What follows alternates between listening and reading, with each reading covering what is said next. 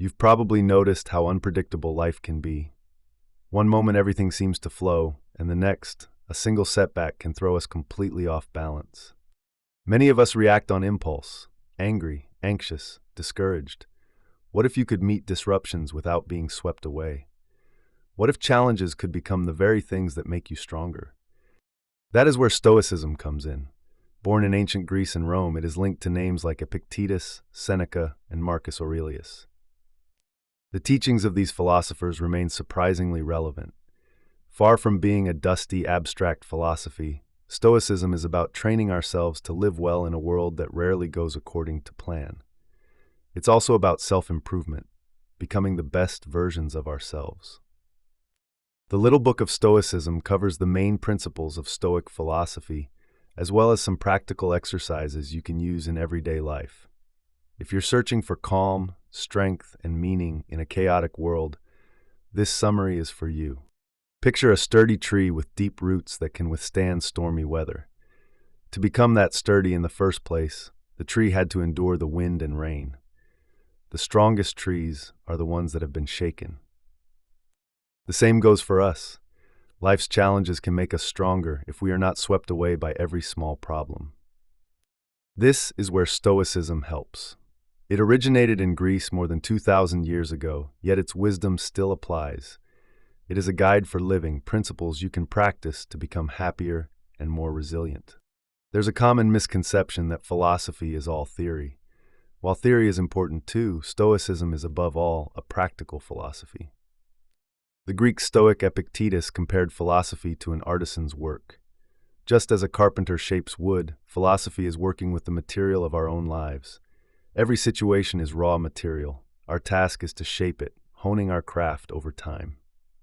Stoicism is a guide to the art of living.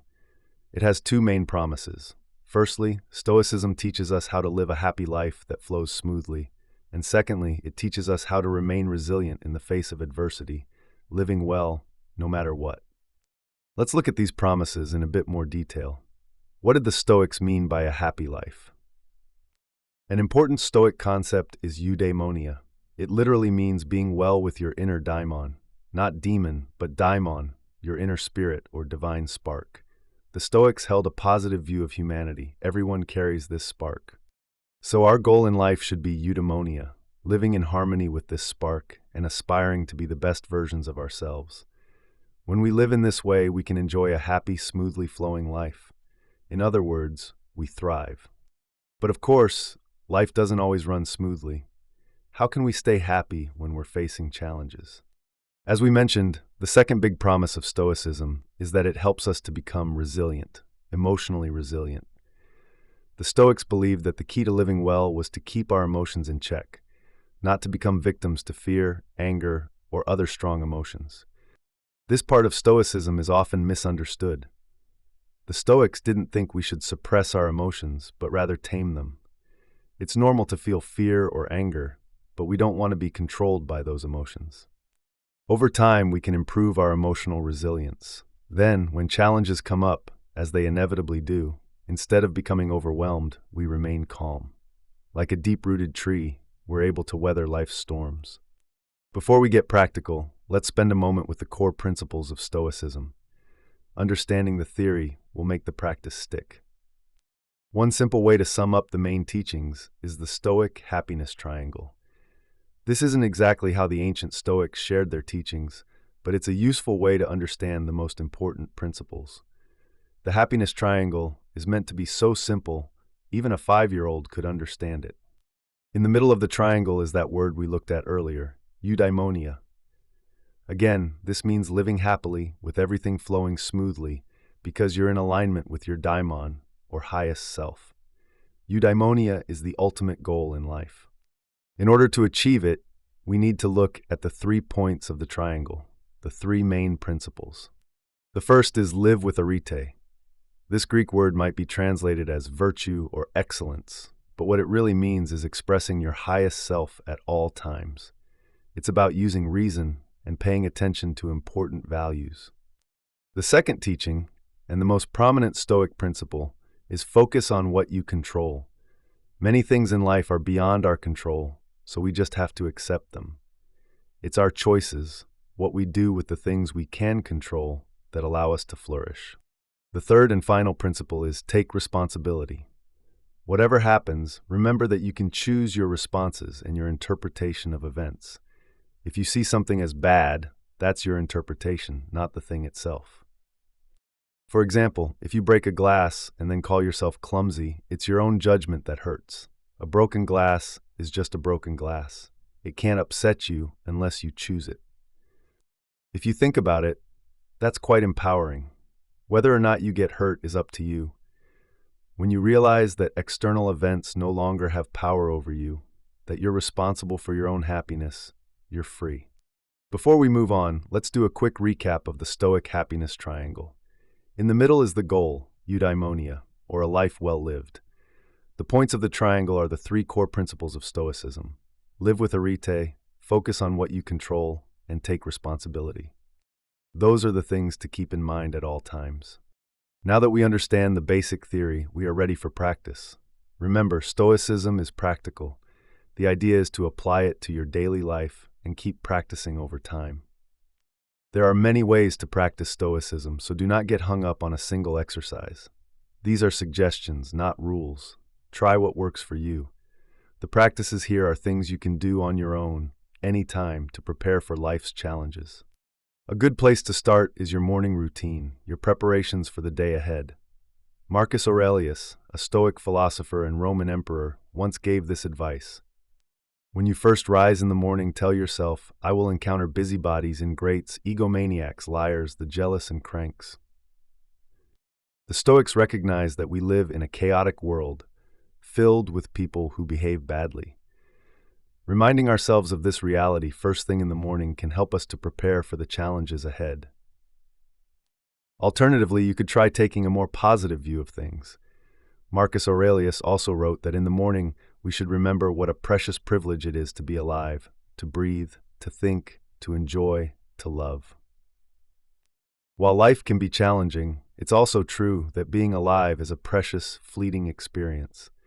The transient nature of things is another important theme in Stoicism. The Roman philosopher Seneca recommended beginning each day with a reflection on impermanence. In his words, the wise will start each day with the thought, fortune gives us nothing which we can really own. Nothing, whether public or private, is stable.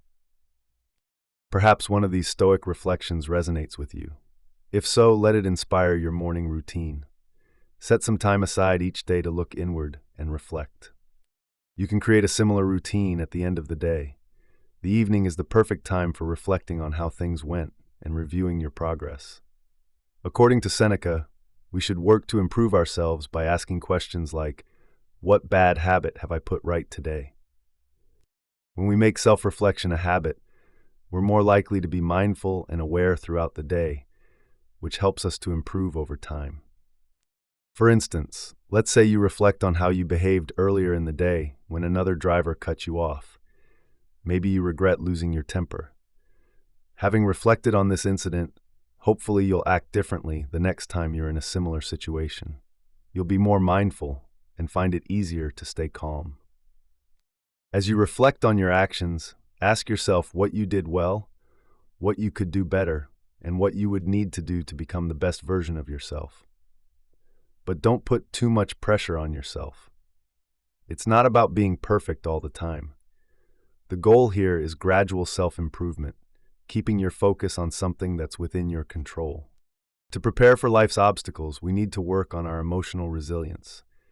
That way, when things go wrong, we won't fall apart. For the Stoics, emotional resilience can be trained. As a soldier practices in peacetime, we can train through mental exercises. One way to do this is through negative visualization. Before you do something, begin a project, for instance, or go on a date, try asking yourself these questions. What might go wrong? What obstacles or difficulties might you face? By thinking about these things in advance, you're prepared for any outcome. If things do go wrong, it won't come as so much of a surprise, so you'll find it easier to stay calm. If you want to take this practice a step further, you could try another Stoic exercise, voluntary discomfort. This means deliberately putting yourself in uncomfortable situations as a form of training. Voluntary discomfort might take the form of temporary poverty, a practice recommended by Seneca. Try setting yourself a tight budget for a month, spending as little as possible on food and drink. Alternatively, experiment with physical discomfort. Take a cold shower or try sleeping on the floor for a night. The idea isn't to punish yourself, but to get comfortable with discomfort so you're better prepared for whatever life throws at you in the future. Also, when you go without things for a while, you're less likely to take them for granted. You'll really start to appreciate hot showers and comfy beds. Another exercise to try, which will probably feel uncomfortable at first, is to contemplate your own death. For the Stoics, fear of death was irrational. Everything is impermanent, and we're all going to die sooner or later. That's the reality. To make the most of our lives, it makes sense to actively contemplate death. Think about the fact that you're going to die, or even imagine that you're already dead. This is what Marcus Aurelius recommended. He once wrote, "Think of yourself as dead. You have lived your life. Now take what's left and live properly." This is not morbid. It helps you enjoy life more. When you remember your time is limited, you stop taking things for granted. You savor moments and focus on what matters. By practicing Stoicism daily, you'll build resilience and perspective. Life happens here and now. Enjoy it while you can and aim for your highest self, so you are not just living, but thriving.